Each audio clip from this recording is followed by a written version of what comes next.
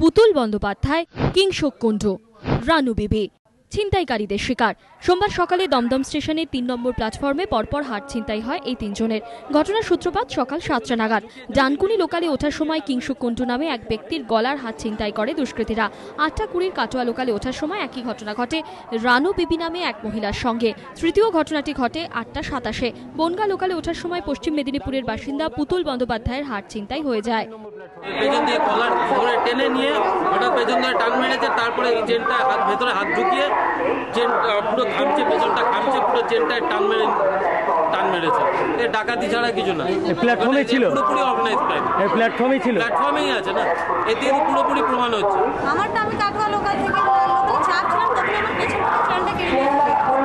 আমি যাচ্ছি যে আমার চেন নিয়ে গেছে, কিন্তু কেউ কিছু আওয়াজ দেয়নি। আপনি চিৎকার করছিলেন? আমি চিৎকার করছি, আমার চেন নিয়ে গেল, আমার চেন নিয়ে গেল, কেউ কোথাও এখন আওয়াজ দেয়নি। জিআরপি ছিল না, ছিল না। আমি ট্রেনে উঠতে গেছিলাম, গেটের মুখে চেন নিয়ে গেছি। হাতে কিছু ছিল বলতে পারবো না, আমি লক্ষ্য করিনি, মানে তার হাতটা ধরেছিলাম, ধরতে পারিনি, চলে গেল। ঘণ্টা দেরিকের মধ্যে একই প্ল্যাটফর্মে পরপর ছিনতাইয়ের ঘটনায় চাঞ্চল্য ছড়িয়ে পড়ে যাত্রীদের মধ্যে। নিরাপত্তা জোরদার করা হয় স্টেশনে।